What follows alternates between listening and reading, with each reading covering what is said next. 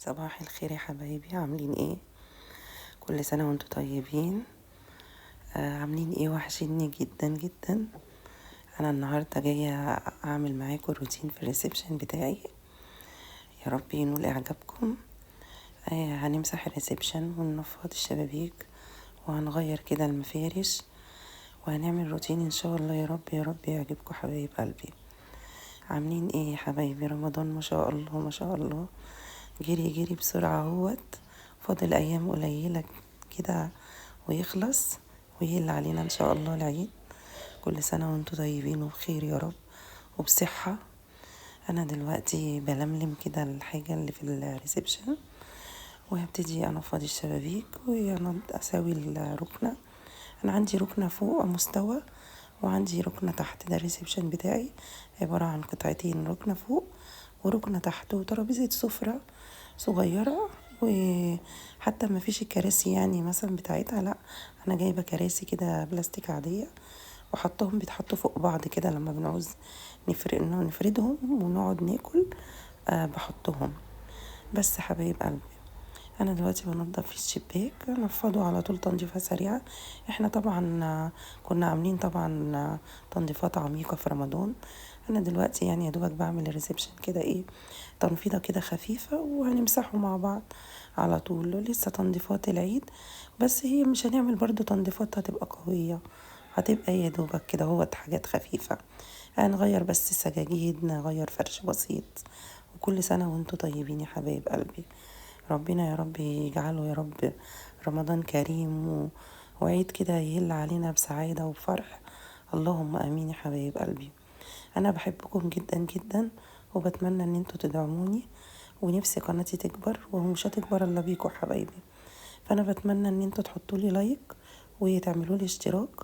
لو ما اشتركتوش اعملوا دوسوا على زر الجرس واعملوا لي اشتراك يا حبايب قلبي. انا بحبكم جدا جدا وبفرح قوي بالفيديو معاكم. انا مقصرة يعني بس بحاول اهو، يعني هي ايام رمضان بيبقى اليوم قليل يعني، فالواحد مش بيعمل كتير يعني روتينات قدامكم كتير. بس ان شاء الله اللي جاي كله خير باذن الله يا حبايب قلبي. دلوقتي هرفع السجادة انفضها تنفيضة كده خفيفة وهبتدي ألمها وأحطها على جنب وأكنس كده كنسة خفيفة برضو. وبعد كده هلمع بالشرشوبة، والجزء اللي تحت برضو هعمل نفس الحكاية. بس بلمع بقى لو في ترابيزة، لو في ركنة كده وعليها حاجات بلمعها كده تلميعة وبعملها كده بالفرشة تنظيفة كده خفيفة حبايب قلبي. احنا طبعا لازم كل يوم يبقى فيه روتين، يعني مش ان انت بتعملي حاجات عميقة بقى وتنظيف وده، لا انت يوم بتقومي بتروقي عشان تبقى الدنيا خفيفة عليكي. بتروقي بتنظمي، بتنظمي كده وقتك وبتنظمي اول ما بتصحي من النوم ان كنت هتقري قرآن، تصلي الفرض بتاعك وتخلصي كده كل اللي وراكي من ناحية عبادة ربنا. وبعد كده بتبتدي الروتينات بتاعتك اليوم بتاعك. ان كنت تخلي الولاد ينظفوا الاوض بتاعتهم، تعملي الريسبشن كده تنظيفة خفيفة. وبعد كده هتخشي على المطبخ لو في شوية مواعين هتعمليهم.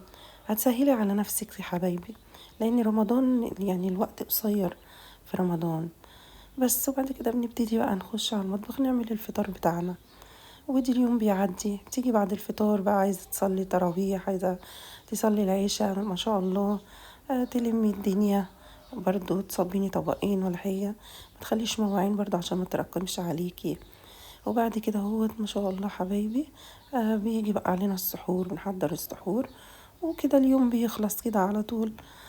كل سنة وانتم طيبين يا رب حبايبي. الواحد والله بيتمنى ان السنة كلها تبقى رمضان. قد ايه بينظم الوقت معانا وقد ايه بيبقى فيه بركة وبيبقى فيه فرحة بصراحة. جميل جميل رمضان جميل جدا جدا. يا رب يجعله يا رب مقبول يا رب، يقبل فيه صيامنا وصلاتنا وزكاتنا وصدقاتنا وطعامنا. يا رب اللهم امين، ويجعله بالصحة وبالستر علينا وعليكم وعلى الأمة الإسلامية أجمعين. بس فانت خفيفة على نفسك، بتقومي تعملي حاجتك اللي وراكي وتنظمي وقتك وتنظمي يومك، هتلاقي الدنيا خفيفة جدا. هو رمضان حلاوته انه بينظم، يعني بينظم الوقت فعلا جامد. انا نفسي السنة كلها تبقى رمضان. بس حبايب قلبي انا لملمت اهو وكنست، والجزء اللي فوق كنسته خلاص وسبته بس على فرش المفرش بتاع السفرة ولا السجادة. بعمل الجزء اللي تحت كده، هلملم برضو الحاجة اللي موجودة، اطبق الاسدالات بتاعة الصلاة والمصليات، وبنفض كده الركن على السريع بس، وهكنس كده السجادة من على الوش، وهكنس تحتيها مش هشيلها لان هي محطوطة تحت الركنة. تمام يا حبايب قلبي. فاحنا هنعمل ده كله مع بعض دلوقتي. وباجي بعد ما بخلص خالص بمسك بس ما جبتهاش يعني ما صورتهاش، بمسك السجادة، بجيب الفرشة كده وبعطرها معطر، وبمشي كده على السجادة بتخليها زي الفل. بس انتي بتكوني كنسة السجادة كنسة كويسة. انا ما شغلتش المكنسة بصراحة، اشتغلت بالمقشة بس. حبايب قلبي في ترابيزة عندي كده حاطة عليها سماعات، حاطة في كاسات بتاعت ابني بتاعت الكورة، وفيها زي سماعة صغيرة كده. كل ده نضفته وحطيته مكانه تاني، وغيرت المفارش. هغير دلوقتي قدامكم المفارش. انا حاطه المفارش اللي هي الفرو دي هغيرها، وهحط مفارش تانية اللي هي بتاعت رمضان بس. حبايب قلبي بس. فانتي معاكي البنوتات، ربنا يخليهم لك، معاكي ولاد علميهم ان هم برضو يقوموا من النوم يوضبوا الاوض بتاعتهم توضيبك برضو خفيفة، يطبقوا البطانية، يطبقوا المفرش، ويسووا السرير، ويلملموا لو في حاجة على الكومودينو، لو في حاجة على الأرض بتتلم، الدنيا بتبقى زي الفل. انتي بتبقي طبعا عاملة تنظيف عميق، فهي الحاجة بتبقى على الوش على طول. هم هيتعودوا على كده وهيكبروا على كده. بس لو عندك بنوتة كبيرة ما شاء الله او بنوتين كبار ربنا يخلي يا رب، بتعوديهم ان هم يساعدوا معاكي يعملوا معاكي حاجة، لان انت لو ما عودتهمش من هم صغيرين هيعتمدوا عليكي، فانت اللي هتطبخي وتصبني وتغسلي وتعملي كل حاجة. فانت لازم يا حبيبة قلبي تعودي بنوتك من صغرها. انت بتساعدي ماما يا حبيبتي، ما ينفعش ماما تبقى واقفة بتعمل الحاجة بتاعت البيت كلها وهي تكون مثلا قاعدة. ما هي لو كبيرة لا، ما ينفعش ان هي تبقى انت بتعملي وهي بتبقى تبقى قاعدة على الموبايل مثلا. لكن لو وراها مذاكرة، وراها حاجة مهمة، عفوا يا حبايبي، لو وراها مذاكرة، وراها حاجة مهمة، هي عادي ممكن تسيبيها تخلص حاجتها وتخلص اللي وراها، وممكن تسيبي لها جزء هي تعمله معاكي.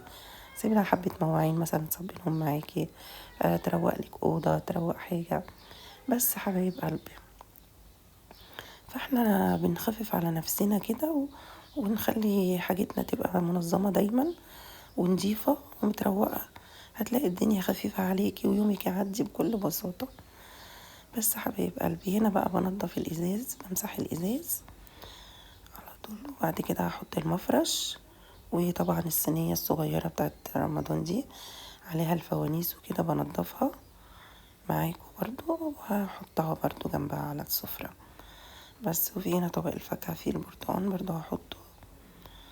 وخلص الجزء اللي فوق خلاص، لمعت الشاشة، لمعت الريسيفر بس، فردت الستارة بس، وتمام على كده. ما خدش مني اي وقت خالص. تمام يا حبايبي. هنزل بقى على الجزء اللي تحت برضو نفس الحكاية، لمعت كل حاجة حواليه وفرشت البياضات اللي على الركنة، وبعد كده برضو هفرش السجادة وهحط الترابيزة وخلاص بس. هو روتين كده سريع كده في الريسبشن، حبيت ان انا اعمله معاكم حبايب قلبي بس. فاحنا يومنا في رمضان بيبقى يوم قصير، لازم ما يعديش يوم عليكي في رمضان الا لما انتي تقري قرآن. لازم تصحي الصبح بدري، تصلي وتقري القرآن وتشوفي برضو عبادات ربنا، بحيث ان انتي تبقي مخلصة، ما يبقاش وراكي عزومة، وراكي حاجة في المطبخ، وراكي شغل كتير، تبقى انتي عديتي فرض ربنا عليكي او عديتي جزء من القرآن. لا يا حبيبتي، لازم تقري جزء من القرآن كل يوم. ربنا يا رب يتقبل منك صيامك، ويتقبل منك قراءتك للقرآن، ويجعله يا رب في ميزان حسناتك، ويخلي لك أولادك يا رب بس. هنا بقى حبايب قلبي مسكت الشرشوبة، حطيت شوية كلوركس ألوان وشوية معطر، ولمعت السيراميك كده على طول. وبرضه هفتح باب الشقة وهلمعه من بره ولمعته من جوه يا حبايب قلبي بس كده. وخلاص يعني على طول تحسي ان انتي عملتي فيه يعني كأنك يعني عملتي تنظيفة عميقة، وهي تنظيفة كانت على الوش يعني ما تعبتش فيها ولا حاجة، لان احنا اوريدي قبل رمضان كنا عاملين تنظيفات عميقة.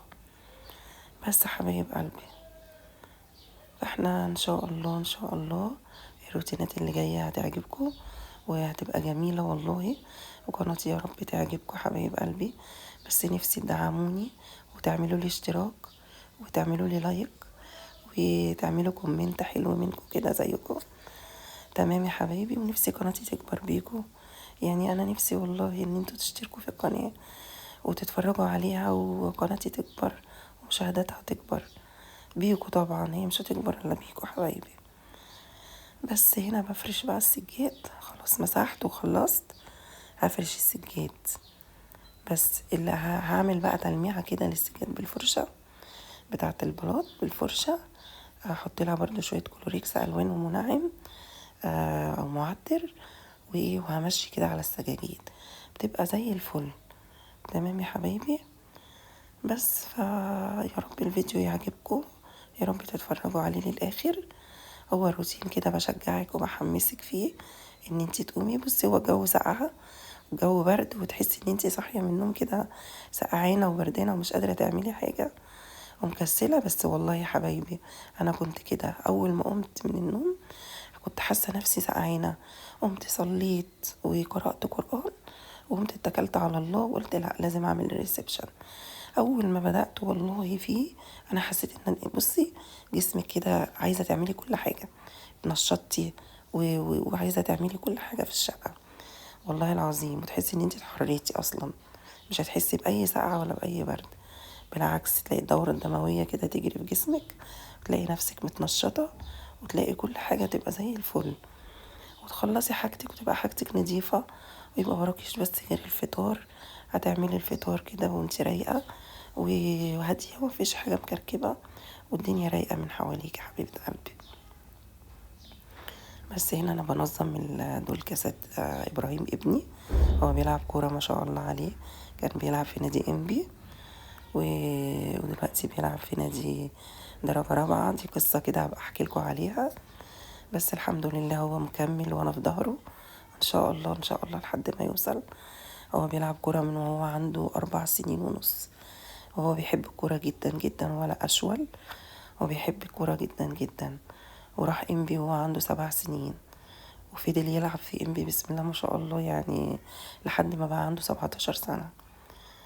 اسم الله عليه، يعني بيلعب دلوقتي فريق أول والحمد لله. دي كاسات بتاعته والميداليات بتاعته برضو هتيجي هتظهر معاكم على أهله في الريسبشن.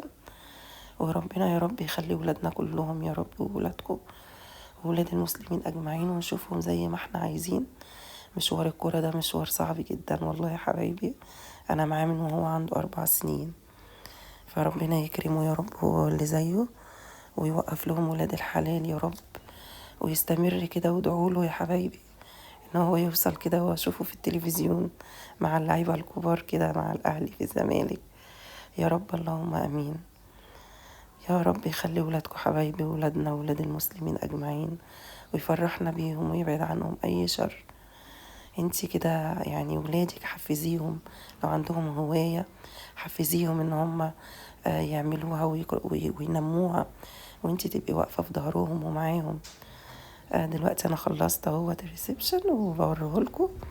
يا رب يكون الفيديو عجبكم يا حبايبي، واكمل لكم قصة ابني اللي بيلعب كورة ده في الفيديوهات اللي جاية ان شاء الله عشان احفزكم باذن الله. دلوقتي الريسبشن كله بقى زي الفل قدامكم اهوت. ويا رب يا رب الفيديو يعجبكم، وارجو ان انتوا تعملوا لي لايك وتشتركوا في القناة، ونفسي قناتي تكبر بيكم. كل سنة وانتوا طيبين وبخير يا رب، ويجعلوا رمضان كريم وان شاء الله العيد يهل علينا واحنا في سعادة وفي ستر وفرحة، ويا رب يجعل بيوت المسلمين كلها عمار يا رب. ايه رأيكم بقى في الريسبشن بتاعي؟ ما شاء الله، ايه رأيكم يا حبايب قلبي؟ ربنا يكرمكم ويبارك فيكم يا رب حبايبي يا رب، ودايما في خير وسعادة يا رب. اعملوا لي اللايك يا حبايب قلبي، ومستنية اشتراككم في القناة